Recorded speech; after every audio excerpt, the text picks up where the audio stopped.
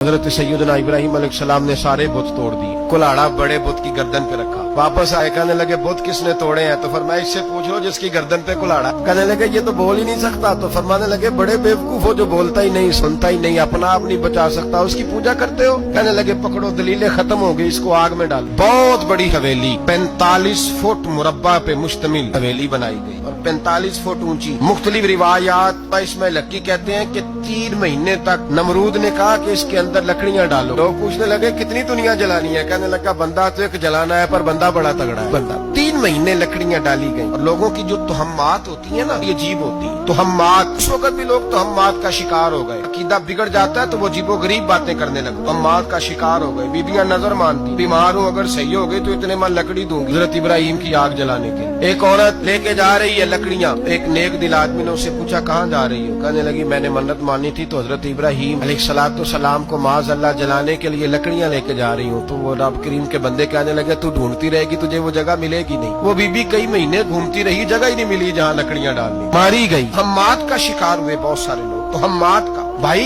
تہمات دین کے اندر منع ہے، تہمات دین میں کوئی نظر ماننا، کسی بزرگ کے مزار پہ جا کے سالے ثواب کے لیے کوئی چیز ماننا یہ تو درست ہوا، لیکن غیر شرعی نظریں مان لینا کہ میں آگ کے گرد چکر لگاؤں گا، میں جناب وہاں جا کے یہ والا تماشا کروں گا، میں دھاگا باندھوں گا، میں رسا کاٹوں گا، میں وہاں گندے ہو سے پانی پیوں گا، کی شریعت اجازت تہمات ہے، شگونی ہے، دین میں ان کی کوئی گنجائش ہے؟ آپ در ماننے سے پہلے بھی کسی عالم سے رابطہ کریں کہ میں منت مانگنے لگاؤں تو کیسے ماننی چاہیے، طریقہ پوچھ۔ ایسے ہی غلط چیز کی منت تھوڑی مان لی جائے۔ ہر علامدام بر سے مطلب ابراہیم کے لیے آگ جلائی گئی، 40 فٹ اونچی آگ ہے، پرندہ بھی اوپر سے گزرتا ہے تو نیچے گر جاتا ہے جل کے، اتنے دن لگا کے آگ جلائی گئی۔ اب حضرت ابراہیم کو جلایا جانے لگا۔ یہاں تو موجے ہے نا، جو کسی ادارے کا سربراہ ہے اس کے لیے موج، کسی جگہ آفیسر بن گیا تو موج ہے، پیر صاحب کے لیے موج ہے، علامہ صاحب کے لیے موج ہے، خطیب صاحب کے لیے موج ہے، جلنا کس کو پڑتا؟ علی کوئی نہیں رہا الا ماشاء اللہ، وہ لوگ گزر گئے، تکلیف